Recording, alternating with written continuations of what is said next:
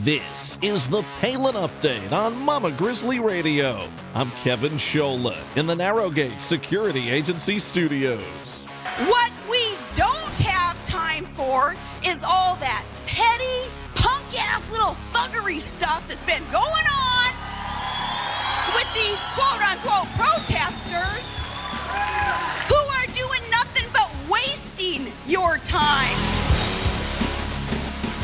Sarah Palin is one of the top Second Amendment advocates our nation has ever known. Palin-powered Donald Trump is vowing to protect our gun rights. Today, Jan Morgan is here, the amazing 2A champion, to talk about her support for Trump. She had originally been for Ted Cruz. Morgan will also address the disruptors at Trump rallies and much more. Stay tuned for the always engaging Jan Morgan, a great patriot. A horrifying start to the week as Todd Palin is seriously injured in a snow machine crash. Thank God he will recover. We extend our prayers to the entire family and to Todd, who's surely listening today. We're thinking of you. Todd Palin, one of the toughest and nicest men you'll ever meet. A happy birthday to Piper Palin. A brand new installment of Liberty and Legacy with Tamara Colbert is on the way from Texas. And just ahead, our latest edition of Steel Resolve with Sarah Steelman in Missouri. Welcome to the Palin Update on Mama Grizzly Radio. The Palin Update is sponsored by Narrowgate Security Agency. Learn more at narrowgate.com. The Second Amendment will be in good hands under a Trump presidency. Mr. Trump is backed by top gun rights advocates in America, including Governor Palin. And today's special guest, our friend, a national speaker, an analyst on Fox, state police, and NRA certified firearms instructor.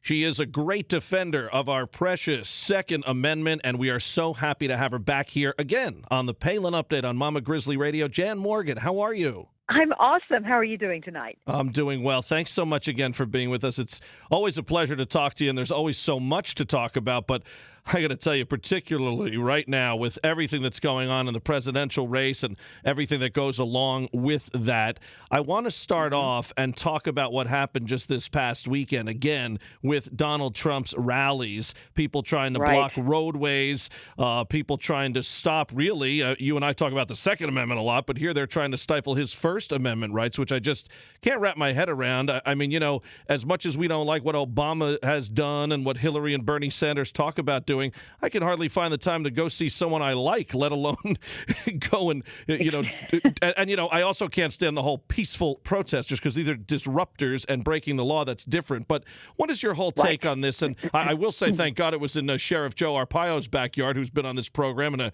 great supporter of Donald Trump. But what do you think of this whole thing? I mean, why can't Donald Trump go ahead and speak? And these people, if they want to protest outside behind a line, fine. But disrupting's a whole other thing.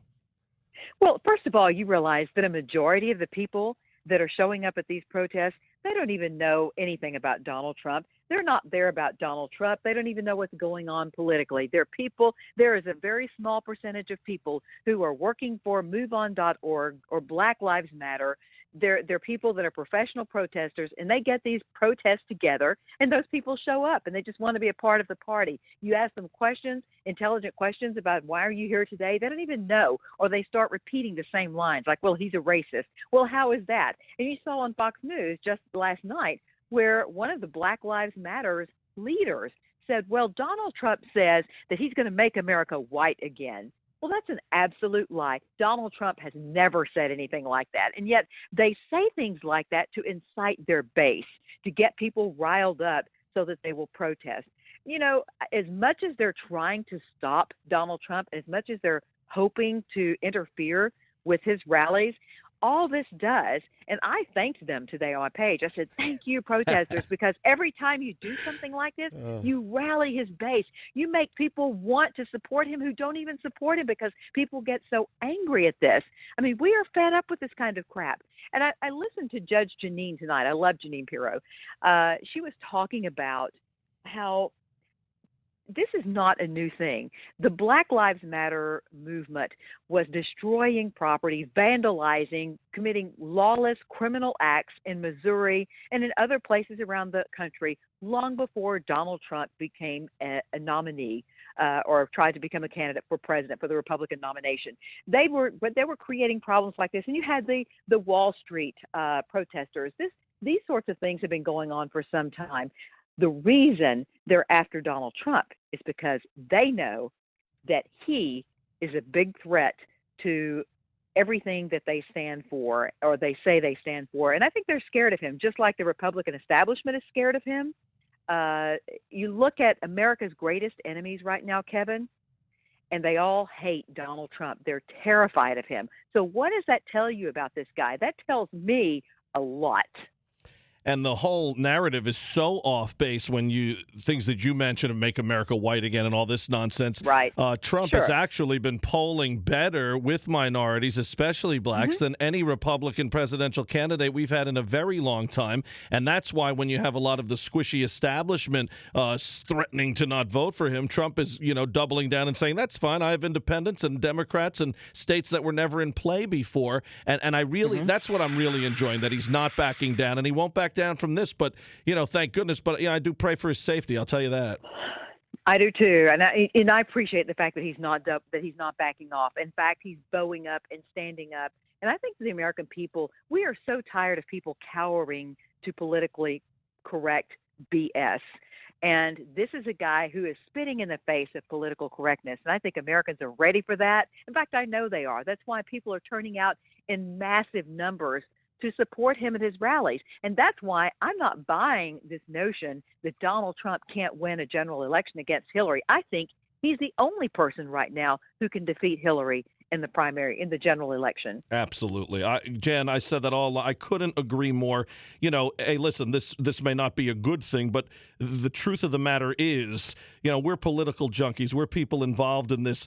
Most of America has no idea who Ted Cruz or John Kasich, or before Rubio dropped out, who they even are. Everyone in the world knows who Donald Trump is. Everyone in the world knows who Sarah Palin is. That was another, thing we talked about with the governor, if she would have thrown her hat in 2012 or otherwise. And, people didn't believe it, and now they're seeing it come to fruition. Your support of Trump is extra interesting because you were backing Ted Cruz. And first of all, I want to say, and I appreciate that you were one of the people that were backing Senator Cruz, but you were still able to have a discourse with you between Cruz supporters and Trump supporters. And it should have been that way all along. And it's been very disappointing to see, you'd think it'd be like having having Brett Favre and Aaron Rodgers on the same roster. You would think that that's a good problem. You basically had two outsiders, and even Dr. Carson, when he was in there and winning for a while early on, against the establishment. Oh, we're going to prop up Jeb Bush. Nope. We're going to prop up Marco Rubio. Nope. And we kept knocking them down. And instead, a lot of the Cruz supporters, the nastiness, the lying, what they did to Carson in Iowa, the things they're saying about Donald Trump. And, it's one thing when you get this from Hillary, when you get this from Obama, when you get this from the John Boehners and Mitch McConnells of the world. But Ted Cruz, who people like you and me supported, helped get elected, the things we've seen from that camp have been so disappointing. But the good news is Donald Trump's there, and for you to come out, and you've said it. You've said, look, I made a mistake. I misjudged the guy. That's right. I did. Well, and I'm still not sure. The person that I supported is not the same person who's running today, Kevin. I can tell you, I vetted this guy when he ran for Senate. I was on the media panel for his first debate. I was on the media panel that questioned him, and I vetted him thoroughly. I studied the guy, and I'm like, this man, this is my kind of guy. He's a hardline constitutional conservative. But the problem is, and I started saying this weeks ago, Ted, as he began to fight his way to the top, I believe Ted started to make compromises in the very areas that lured me to him, and that was his hardline conservatism. I watched him hire political mercenaries, and understand that I had a view from the inside, okay? I was on the inside of the campaign and watching things happen that were absolutely revolting to me. And I had to pull out of that pretty soon because, I saw what happened with Carson. I saw what happened with Rubio, the whole made up, that the Bible, the answers are not in the Bible thing, right? That upset me terribly. And they jumped on that before they did their background work to make sure that the information was accurate.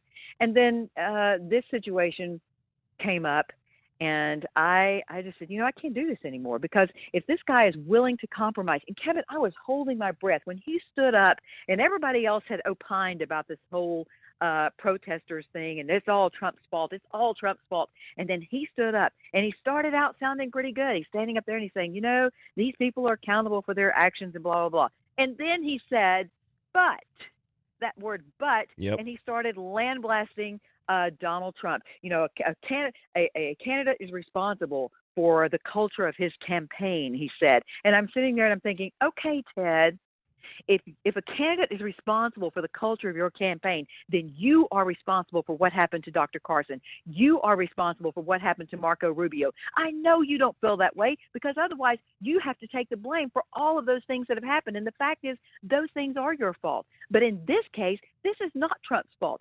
Since when in America is verbal provocation a defense for violent reaction? Yeah. That just doesn't happen here. And so I could not believe I was listening to him deliver that, and I was already walking that line of I can't support this guy anymore. And then when he did that, I was like, that's it. I was so angry. And all along, I've been defending Donald Trump for 6-7 months now. I've never spoke ill of Donald Trump. In fact, I've been very careful not to talk negatively about any of the conservative candidates. I got upset with Marco Rubio when he stood up in Florida and said, well, these Muslim-free zones, these ranges, they shouldn't be able to they shouldn't exclude Muslims. Yeah. And I'm sitting there thinking, you know what, Marco, you don't know what it's like to run a gun range. We exclude a lot of people for a lot of different reasons, but when you're in charge of a range and you're in charge of the safety for all the people inside that facility, you turn people away. You don't even have to give them a reason, okay? If I don't like the way you look because I'm thinking you might be a thug, I don't want you shooting and handling lethal weapons in my facility. So Marco doesn't have a clue, and he spoke out when he shouldn't have. So, and I didn't like the way his campaign was going, but I did speak out against him when he stood up and did that. However, I've been defending Donald Trump for a long time now, much to the disappointment of Ted Cruz people. And I heard about it from the Cruz campaign. You're sounding like you support Trump. And I said, well, I'm not against Trump. I think I like a lot of what he stands for. I just thought, he was making me Trump. You know what he was. He's a newer conservative.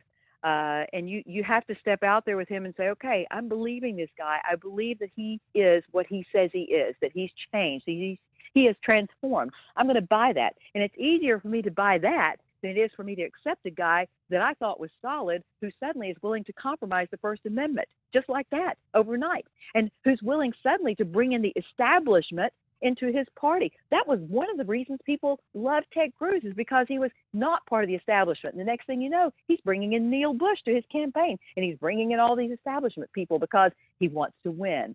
But you know what? Some things you just don't compromise on. And I just saw enough. And there were a lot of things, like I say, on the inside that I'm not going to talk about, but I've had it. And when people got angry with me, and Cruz people, oh my goodness, I thought these people were supposed to be Christians, but they came after me with a vengeance. I mean, I guess I don't have a right to drop my endorsement of one guy and say, I'm not going to endorse him anymore. And suddenly, well, you're for Trump and you've been bought out. And what kind of check did he write you? And that sort of the most insulting, horrible things I've been called, and threats have been made. I mean, just ridiculous reactions. It blows my mind. I've never seen such a brutal election cycle in my life.